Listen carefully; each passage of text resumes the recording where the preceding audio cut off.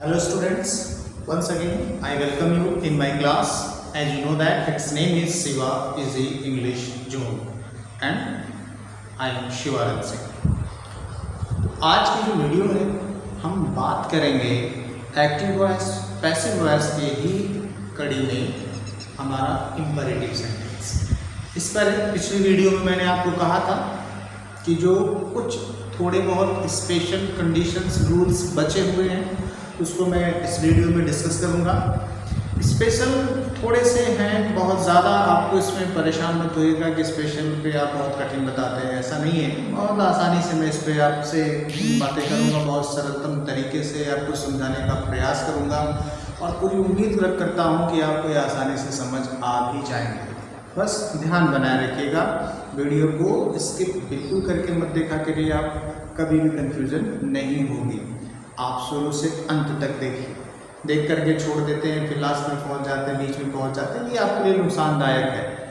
Live classes जब भी चलती हैं या आप जब भी क्लासरूम में बैठते हैं तो आपको हमेशा पूरी अटेंशन पे करनी पड़ती है। ठीक वैसे ही आप अगर मोबाइल स्क्रीन पर आप देख रहे होते हैं तो पूरा ध्यान लगा कर देखिए और उस पर बेस्ड एक्सरसाइजेज आपको किताबें हैं आपके पास, उसमें से कोशिश करिए हल करने की। फिर कभी चर्चा करूंगा अन्य बातों पर। तो चलने से पहले मैं आपसे फिर वही निवेदन करूंगा, नए हैं तो सब्सक्रिप्शन जरूर मेरा ज्वाइन करिए, नोटिफिकेशन बेल ऑन करिए, ठीक है। ज़्यादा से ज़्यादा व्यूज़, लाइक और शेयर दीजिए और बताइए कि और बेहतर क्या किया जा सकता है आपके लिए और क्या वीडियोज़ और किन टॉपिक पर वीडियोज़ आपको दी जा सके। तो आज जैसा आप देख पा रहे होंगे कि एक्टिव वॉइस और पैसिव वॉइस, इसमें हम दो तरह के रूल पे आप बात करेंगे कि इंपरेटिव विद लेट, यानी ऐसे इंपरेटिव सेंटेंसेस जो लेट से स्टार्ट होते हैं। इसके बारे में आप पढ़ भी चुके होंगे डायरेक्ट और इनडायरेक्ट नरेशन में। इंपरेटिव ऐसे भी होते हैं जो लेट से स्टार्ट होते हैं। और दूसरा है passive of indirect command, advice और रिक्वेस्ट, यानी कुछ ऐसे इनडायरेक्ट नरेशन के सेंटेंसेस भी हमें देखने को मिलेंगे। हालांकि इस पर मैंने एक स्पेशल कंडीशन का वीडियो बनाया है, उसमें इनडायरेक्ट पर चर्चा की है, लेकिन उसमें कंजक्शन दैट वाले सेंटेंसेस रहे होंगे। इसमें ऐसा नहीं है, इसमें इन्फिनिटिव के साथ आपको इनडायरेक्ट मिलेंगे, तो उसको कैसे बदला जाए। और ऐसे जो आपको इनडायरेक्ट मिलेंगे वो जनरली कमांड, रिक्वेस्ट या एडवाइस का फीलिंग आपको प्रोवाइड कराएंगे। और जो यहाँ पर लेट वाला सेंटेंस है ये भी दो तरीके का होता है। इसमें बहुत सावधानी बरतनी पड़ती है, अगर आप सावधानी से चूक जाएंगे तो मामला बिगड़ सकता है। कैसे, हमें इस बात का ध्यान रखना है, आइए मैं एक एक पर आपको चर्चा करके बताता हूँ। जैसे यहाँ पर इंपरेटिव विद लेट है, इसमें दो तरह के सेंटेंस है। पहले मैं उन दोनों तरह के सेंटेंसेस पर डिस्कशन कर लेता हूँ, कैसे किस प्रकार के। यहाँ पर देखिए लगातार 4 सेंटेंसेस मैंने लिख रखे हैं और लेट के बाद अस लिख रहा है या कोई और भी ऑब्जेक्टिव केस का प्रोनाउन हो सकता है, इससे कोई मैटर नहीं पड़ता। आपको ध्यान क्या देना, बहुत ध्यान से समझेंगे तो 1 मिनट लगेगा। आप देखिए इस ऑब्जेक्टिव केस के प्रोनाउन के बाद ही चर्चा करनी है कि क्या कोई एक्शन डिनोटिंग वर्ब, यानी जिसको हम ट्रांजिटिव वर्ब कहते हैं, आई है ट्रांजिटिव वर्ब, यानी ट्रांजिटिव वर्ब होगी तो उसका ऑब्जेक्ट होगा। अगर ट्रांजिटिव वर्ब, जैसे पहले सेंटेंस को हम देखें, let him complete the work, complete what, the work, यानी ये जो कंप्लीट है, इस द वर्क का रिलेशन अगर चेक करें आप तो पता चलेगा कि ये कंप्लीट ट्रांजिटिव वर्ब है। क्यों है? क्योंकि ये द वर्ब उसका ऑब्जेक्ट है। अब नीचे वाले पे बात करूं मैं, लेट अस डांस, तो ठीक है वर्ब है बट इसका कोई भी ऑब्जेक्ट नहीं। तो दो डिफरेंसेस आप देख लीजिए कि एक तो सेंटेंस इस प्रकार का होगा, ट्रांजिटिव वर्ब और ऑब्जेक्ट का कॉम्बिनेशन होगा, और एक होगा जो वर्ब पे जाकर फिनिश हो गया होगा। जैसे नीचे देखिए, let us work together, work together, together देखिए ऑब्जेक्ट नहीं है ये। तो यहाँ पे नीचे आ जाए, डिस्कस द मैटर, डिस्कस आपकी वर्ब है और द मैटर उसका ऑब्जेक्ट है। तो जब भी लेट के साथ आपको कोई भी इंपरेटिव सेंटेंस दिखे और उसकी पैसिव वॉइस बनाने का कार्य आपको दिया जाए तो सतर्कता बरतने चाहिए। आपको क्या बरतनी चाहिए कि आप ये देखिए कि उसमें कोई एक वर्ब है जिसका ऑब्जेक्ट है या नहीं। वही पुरानी कहानी कि ऑब्जेक्ट चेक कर लीजिए। अगर ऑब्जेक्ट होगा तो उसको परिवर्तन करने का नियम दूसरा होगा, और अगर ऑब्जेक्ट नहीं होगा तो उसके परिवर्तन का नियम कुछ और होगा। नीचे में जो और बाकी सेंटेंसेस लिखे हैं इस पर मैं डिस्कशन करूंगा, एक एक करके मैं बताऊंगा। पहले मैं आपको लेट वाले सेंटेंसेस का चेंज करने का सिस्टम बताता हूं, बहुत ध्यान से सतर्कता से सुनिएगा, यही ज़्यादा आपको सावधान रहने की आवश्यकता है। तो ध्यान क्या देना आपको, इस बारे में मैं बात करता हूँ, बहुत ध्यान से दीजिए। आप जैसे पहले सेंटेंस में मैं बात करूँ इस पहले में, तो लेट तो जहाँ है उसको वैसे ही रहने दीजिए, यानी सेंटेंस अगर लेट से स्टार्ट है तो इस लेट को एज इट इज छोड़ दीजिए, ठीक है। और आपको पता है कि ऑब्जेक्ट जब शुरू होते हैं तो ऑब्जेक्ट पैसिव वॉइस बनाते समय आप ऑब्जेक्ट पहले लाते हैं, तो आपको मैंने बताया द वर्क आपका ऑब्जेक्ट है, यानी let the work be completed by him. कैसे? आप अपनी पुरानी जो रूल है उसको अगर आप फोकस करें तो आप इस चीज को ध्यान देंगे कि लेट वाले सेंटेंसेस में हम क्या करते थे। ये अभी इंपरेटिव का जो एक रूल अभी पिछली वीडियो में पढ़ा है उसको देख लीजिएगा, जिसमें हम कमांड ऑर्डर देते थे वो कैसे होते थे, उसमें लेट हम लगाते थे और बी के साथ वर्ब की थर्ड फॉर्म यूज करते थे। बिल्कुल वही काम यहाँ भी करेंगे, लेट ऑलरेडी दिया हुआ है, लगाने की जरूरत नहीं है। हम अपने ऑब्जेक्ट को लिखते हैं यहाँ पर लेट द वर्क, फिर क्या लगाना है बी। क्यों लगाने क्योंकि इसके बाद हमें थर्ड फॉर्म लिखनी है। थर्ड फॉर्म क्या है? कंप्लीट है, इसकी थर्ड फॉर्म हो जाएगी कंप्लीटेड, और बाई लगाएंगे और ये हिम पीछे चला जाएगा, ये यहां, यानी let the work be completed by him. अब जो दूसरा सेंटेंस है लेट अस डांस, इसकी पैसिव वॉइस बनाने के लिए पिछली वीडियो को अगर थोड़ा ध्यान देंगे प्लीज आता था तो यू आर रिक्वेस्टेड, ठीक है। तो यहां पर भी जैसा कि ऑब्जेक्ट नहीं है तो हमें अपनी तरफ से एक क्लॉज ऐड करनी है। वो क्लॉज क्या होगी इसका विशेष ध्यान दीजिएगा, वो होगी इट इज सजेस्टेड दैट। ये क्लॉज आपको नहीं, इट इज सजेस्टेड दैट, ये क्लॉज आप उतना यूज करेंगे। कब यूज करेंगे? जब आपके पास ट्रांजिटिव वर्ब विद ऑब्जेक्ट नहीं, समझिएगा इस बात को, ऑब्जेक्ट नहीं होगा तब ये लगेगा इट इज सजेस्टेड दैट। अब क्या करेंगे?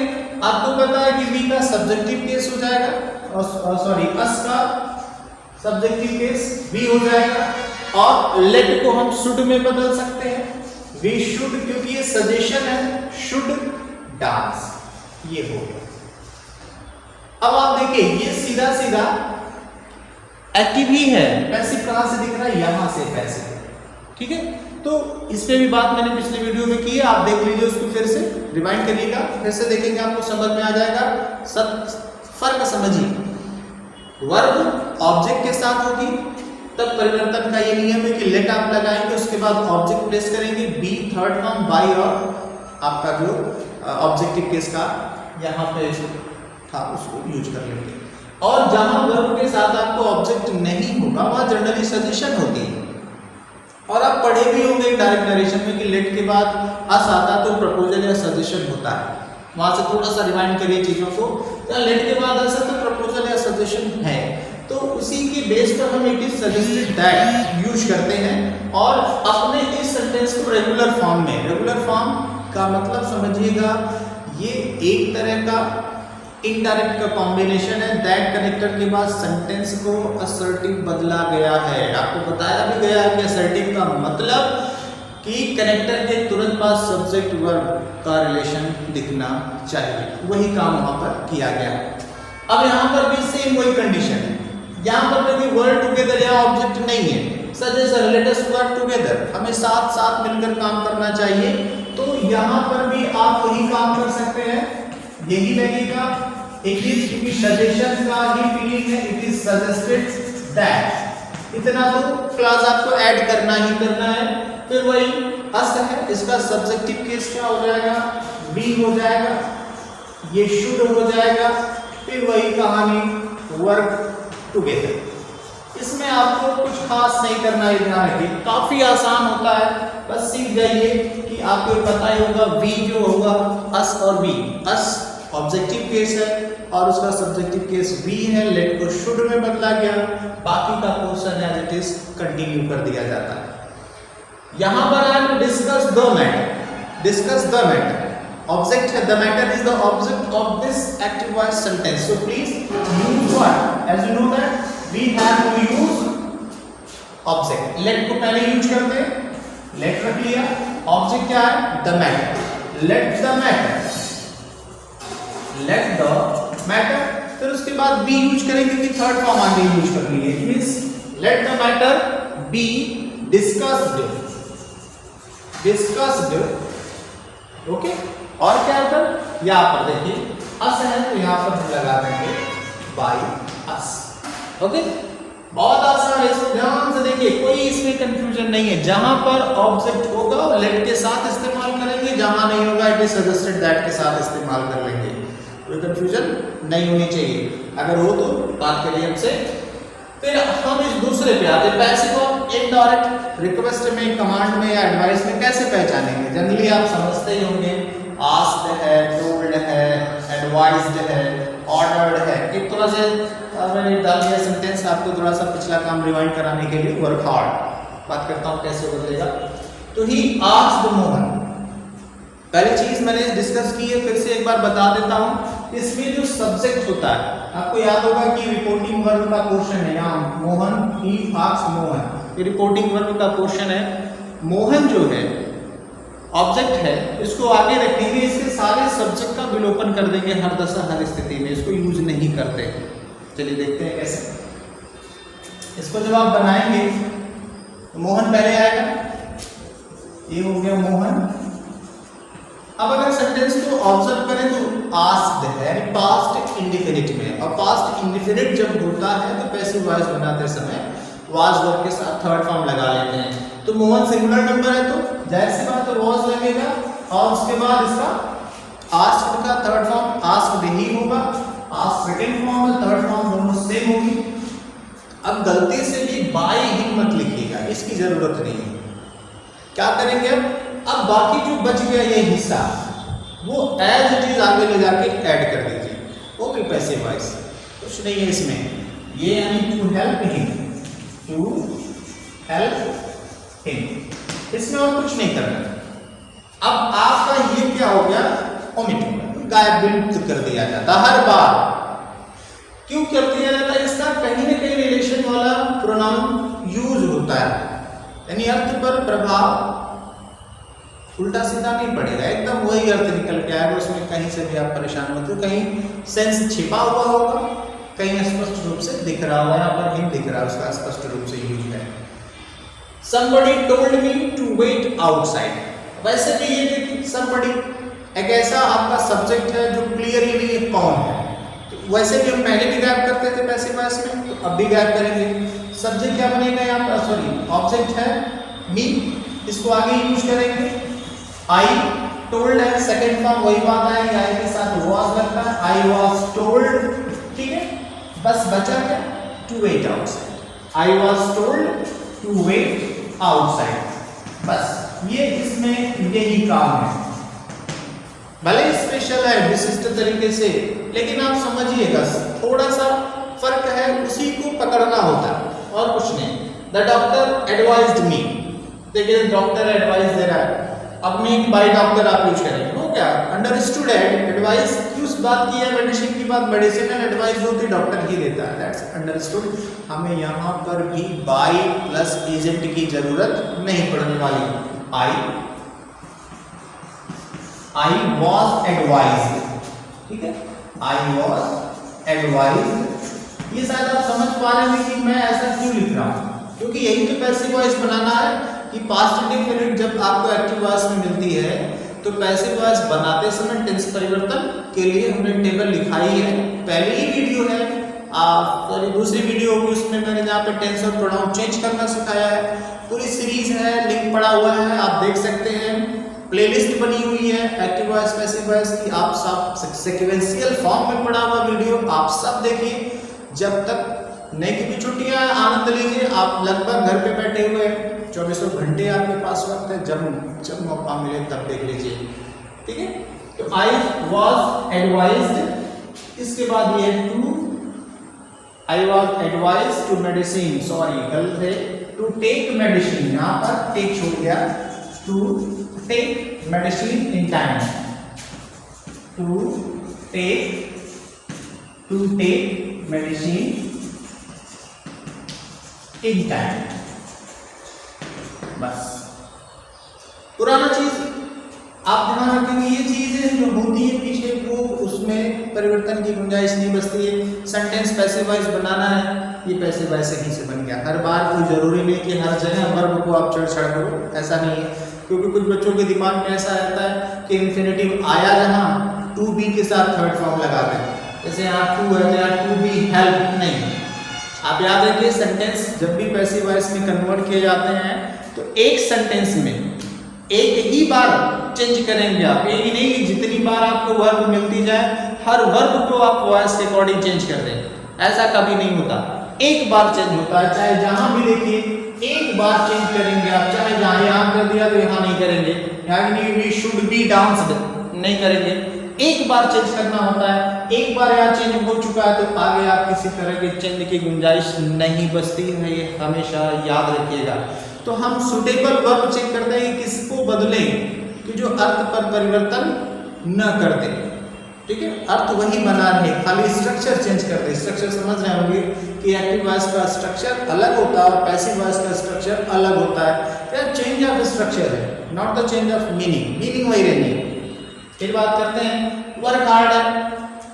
अगर आप देखेंगे सजेशन है, कठिन परिश्रम करिए, तो कठिन परिश्रम करिए suggested by someone else to you, किसी ने आपको सलाह दी कि कठिन परिश्रम करिए। तो यहाँ पर जैसा आप देख पा रहे हैं कि ऑब्जेक्ट नहीं है, पिछली वीडियो में भी मैंने बता रखा है, तो हम इसको ऐड करेंगे, इट इज सजेस्टेड दैट, या दैट लगाएंगे तो फिर आपको एक सब्जेक्ट चाहिए तो हम दैट को हटा दें, it is suggested to work hard. पिछली वीडियो से आप देखेंगे तो आपको पता चल जाएगा, क्योंकि मैं लिख देता हूं, it is suggested to work hard. अब थोड़ा सा ध्यान दीजिए, यहां पर सजेस्टेड और यहां के सजेस्टेड का फर्क है। क्यों फर्क है आप ऑब्जर्व करिएगा, यहां पर कनेक्टर दैट है, यहां पर कनेक्टर नहीं है, यहां पर टू के साथ इंफिनिटिव लगाई गई है, जबकि यहाँ ऐसा कुछ नहीं है। उसका रीजन समझिएगा, दोनों सेंटेंसेस का फर्क आप गौर करिएगा। ये सेंटेंस देखने में छोटा है लेकिन उसके डिफरेंसेस मैं आपको क्लियर कर रहा हूँ। यहाँ पर जो सेंटेंस है उसके साथ ये ऑब्जेक्टिव केस पड़ी है, वर्ब है, हम उसको यूज कर सकते हैं, यानी उसको अपने कंडीशन के बाद एज अ सब्जेक्ट यूज कर सकते हैं, लेकिन यहाँ पर हमारे पास कुछ भी नहीं है, ठीक है। तो आप एक दिमाग में क्वेश्चन आ सकता है, इस तरह ऐसा माना जाता है कि इंपेरेटिव सेंटेंसेस का जो सब्जेक्ट है वो यू होता है, तो it is suggested that you, फिर you should work hard, you should work hard, फिर क्वेश्चन आएगा शुड कहां से है, तब जवाब नहीं रहेगा। तो ऐसे कंडीशन में जहां लेटर्स का यूज नहीं है तो आप इस दैट कैरेक्टर का यूज नहीं करेंगे, सीधा सपाट है, इट इज सजेस्टेड लिखेंगे, जैसे मैंने पिछले में बताया था, यू आर ऑर्डर्ड टू या you are requested to, same वही रूल अप्लाई होगा, पिछली वीडियो जैसा है। मैंने सिर्फ इसलिए यूज किया है कि यहाँ पर एक फीलिंग सजेशन की है, न ऑर्डर की फीलिंग आ रही है न रिक्वेस्ट की फीलिंग आ रही है, सजेशन की फीलिंग आ रही है। तो सजेशन देख करके आप कंफ्यूज मत हो जाइएगा कि सजेशन आता है तो दैट लगाते हैं रिक्वेस्ट में और ऑर्डर्ड में टू लगा, ऐसा बिल्कुल नहीं है मित्र, आप इस बात को ध्यान रखिएगा। फिर देखिए he ordered the police, object the police, तो द पुलिस वाज ऑर्डर्ड, मैं यही बना देता हूं उसको, the police was ordered, the police was ordered. बस आगे क्या बच गया, to catch the thief, to catch the thief. ये आपका आसानी से परिवर्तन हो गया, यानी आप इन विशिष्ट चार को और इनको देखिए, ये मैंने आपका भ्रम मिटाने के लिए सेंटेंस लिखा है कि आप भ्रमित ना हो जाए कि सजेस्टेड की कंडीशन में दैट ही लगता है, ऐसा बिल्कुल नहीं है। दैट का यूज जब भी आप करेंगे तो उसके तुरंत बाद आपको एक सब्जेक्ट चाहिए होगा जो यहाँ पर उपस्थित नहीं है, इस सेंटेंस में उपस्थित नहीं है, इसलिए वहाँ इंफिनिटिव के साथ सेंटेंस यूज किए जाते हैं। मुझे पूरी उम्मीद है कि आप इस सभी सेंटेंसेज और रूल पर आसानी से अपना ज्ञानवर्धन कर चुके होंगे।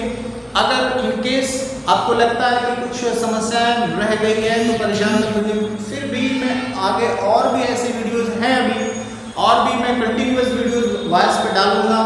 अभी एक और बेहतरीन वीडियो मिलेगी होगी मिसलेनियस सेंटेंसेस पर। मिसलेनियस यानी जो विभिन्न प्रकार के सेंटेंस आते हैं जो आपको एकदम ऊटपटांग से दिखते हैं और आपकी समझ नहीं आता कि कहाँ से शुरू करें कहाँ से खत्म करें, यानी कहाँ से, यानी किस पोर्शन की पैसिव वॉइस बनाएं तो कैसे बनाएं।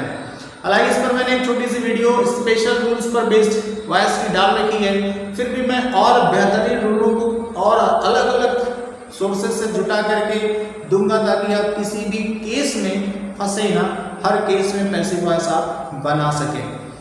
तो चलते चलते एक बार फिर से निवेदन, वीडियो को ज़्यादा से ज़्यादा लाइक शेयर और सब्सक्राइब करिए और अपने व्हाट्सएप ग्रुप में इसको फॉरवर्ड कर दिया करिए ताकि और लोगों को लाभ मिल सके या वो लोग देखें तो उसमें उनको जो समस्या है उससे डिस्कस कर सकें और मैं आपको एक और बेहतरीन वीडियो दे सकूँ। Thank you.